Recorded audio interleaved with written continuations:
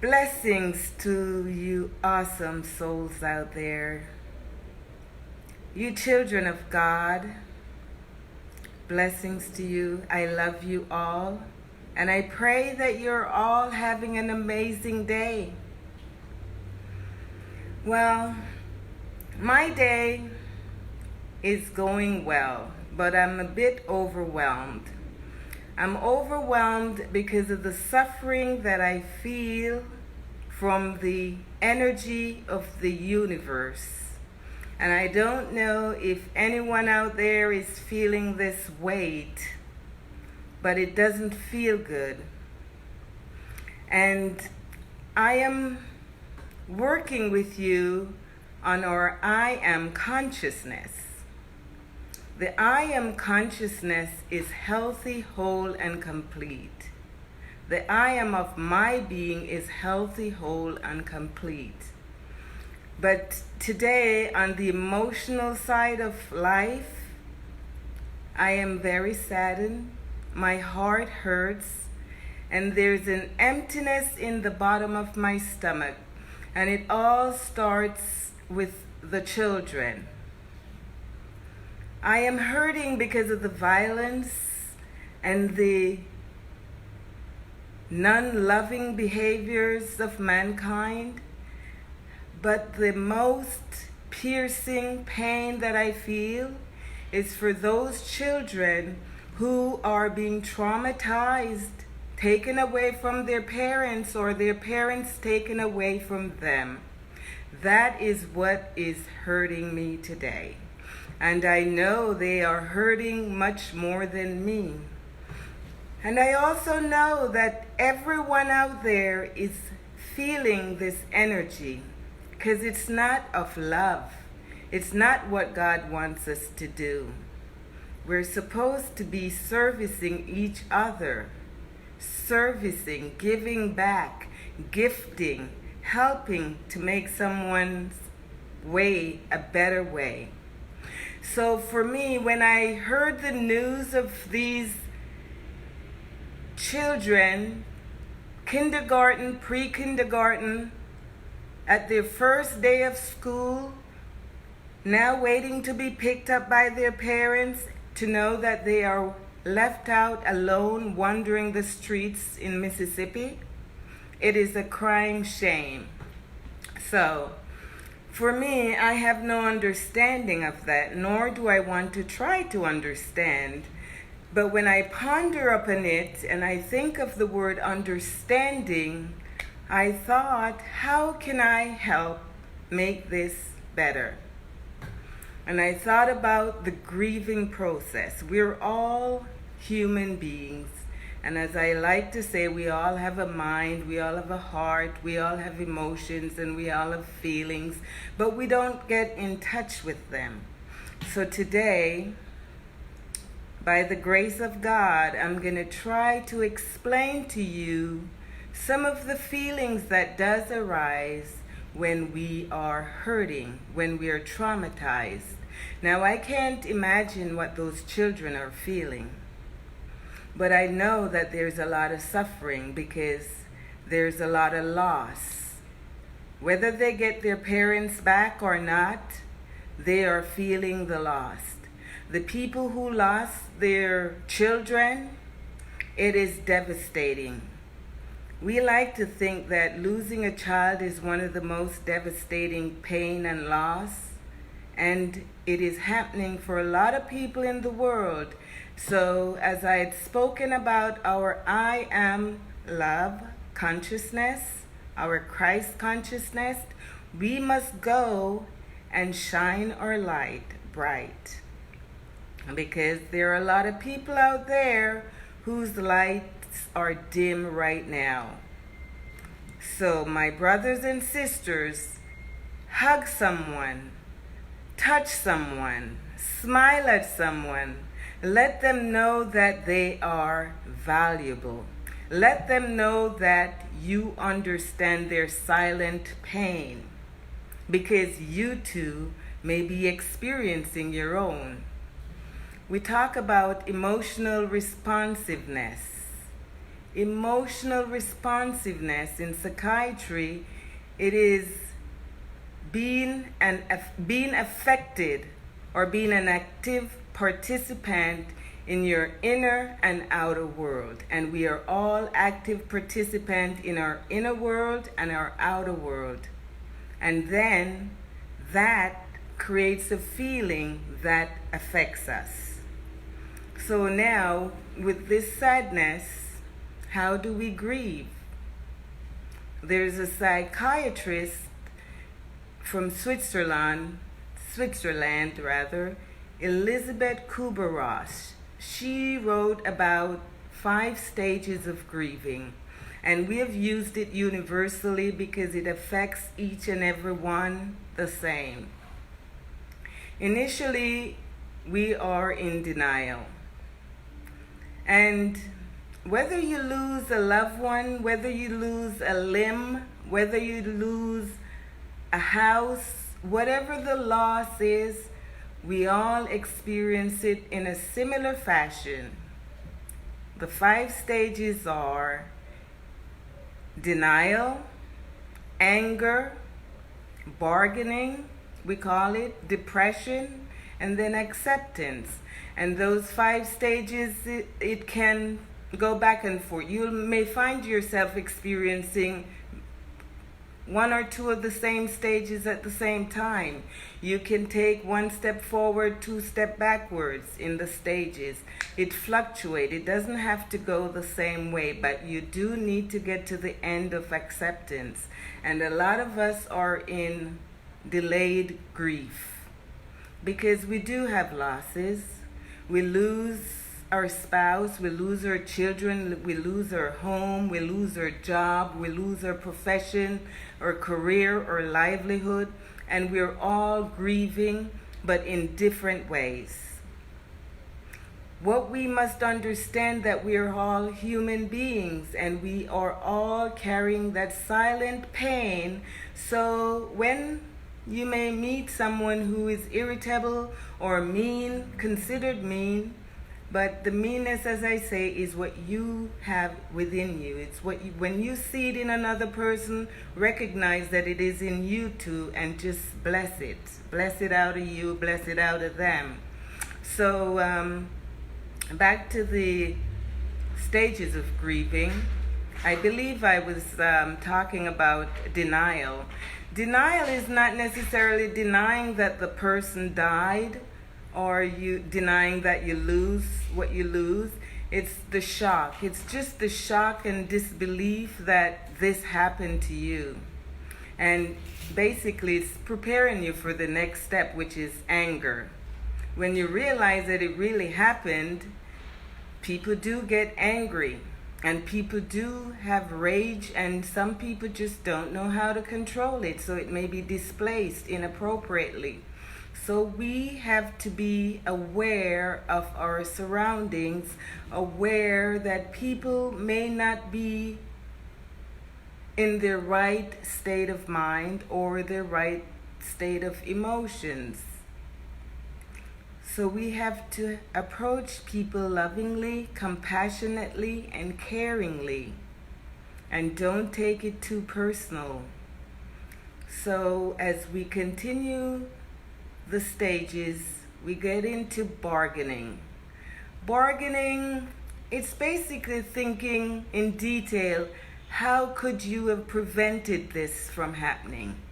If they had drive the other way, maybe this wouldn't happen. If I had done this, maybe this wouldn't happen. Then we started to blame people. Then we think about how we could have done better.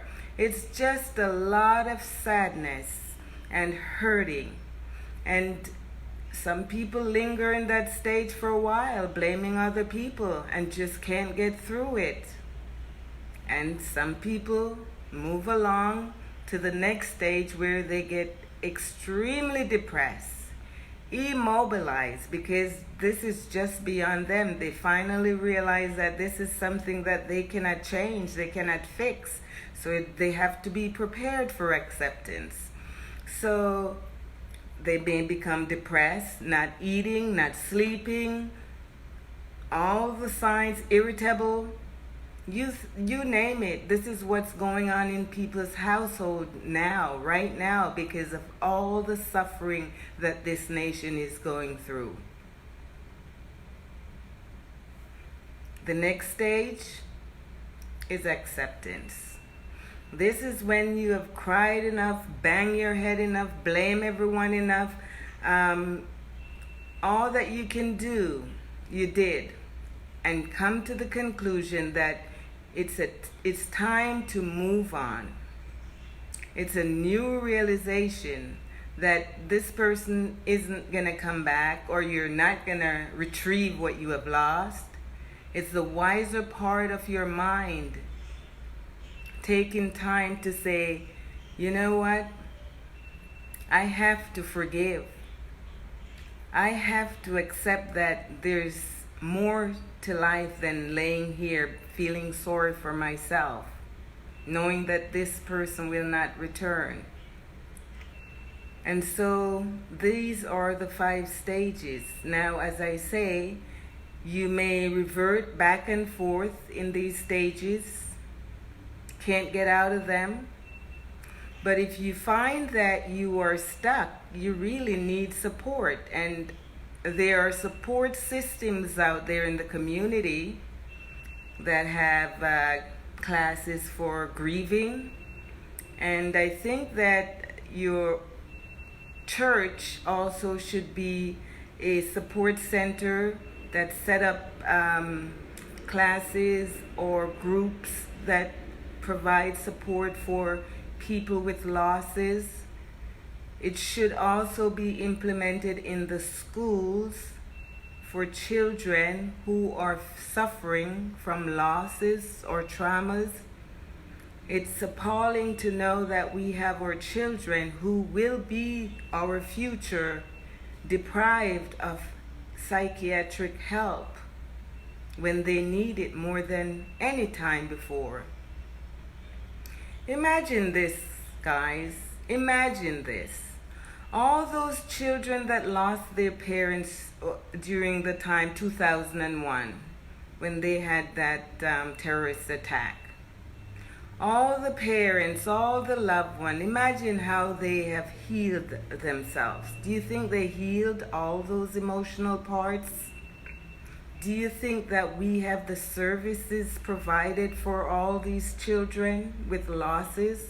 All the children whose parents are imprisoned? How do we support our community? You know, a thought occurred to me that during this time when our nation is suffering so much, if all the psychiatrists and the counselors, if they could just put out something out there online for other people to log into and get support, that'll be a wonderful thing. But for now, we just have to be there for each other. We just have to be cognizant that we're all hurting. We're all in pain. The pain is a silent pain. That's what contributes to mental impairment, mental illness that everyone is so afraid of and that everyone blames when people do bad things. But mental illness happens to anyone who neglect to tune in to the Spirit of God. So as I'm tuning in today, I would like to leave with you a few comforting words. Remember, we are on our I am consciousness. I am cannot be ill. I am cannot be ashamed. I am cannot be anything negative. It must be empowering. So I am understanding. I have an inner knowing that transcends my intellect. That's the affirmation. I am understanding. I have an inner knowing that transcends my intellect. And we've talked about how to breathe on awake And when we want to tune in, right now I'm going to show you how to breathe, to let go and let God. Because of all the stress that I started with, I'm going to take in a couple deep breaths, hold it, and let it go with a sound. And you can do the same when you're feeling tense, anxious, or just overwhelmed.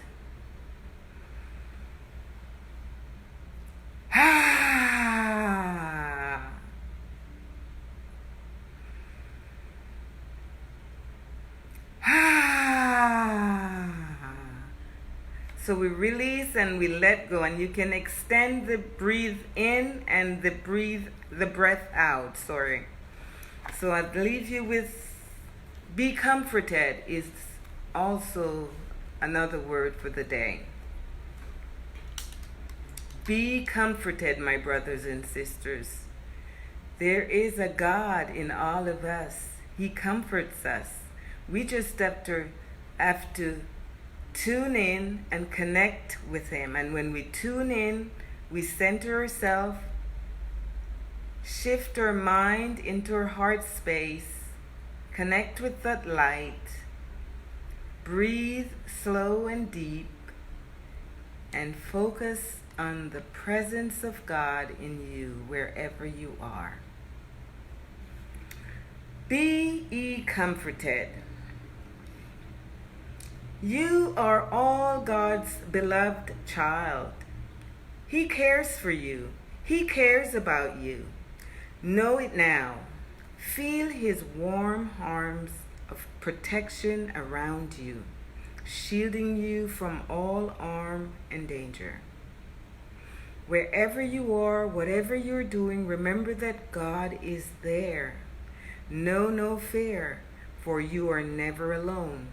Not even for a moment. You can never be out of the presence of God. His love enfolds you. He has provided amply for you already. Behold, the fowls of the air, they sow not, neither do they reap, nor gather into barns, yet their heavenly Father feedeth them. Are ye not much better than they? It is indeed the Father's good pleasure to give you the kingdom of peace and joy, health and wholeness, order and harmony, wisdom and light, strength and an abundance of everything good. Whatever needs seems to be pressing on you, God will take care of it. Turn everything over to Him, no matter how large or small. God will handle it all. Let us give thanks together to the divine source of all good things. Exalt and praise His name, for He has done great things. And so it is, my brother. Proverbs 3:5 says, trust in the Lord with all your heart. Lean not on your own understanding. In all thine acknowledge Him, and He will direct your path.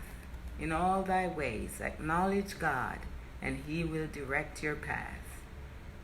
You have an awesome day, a blessed weekend, and wherever you are, God is. So you bring your love light and shine bright.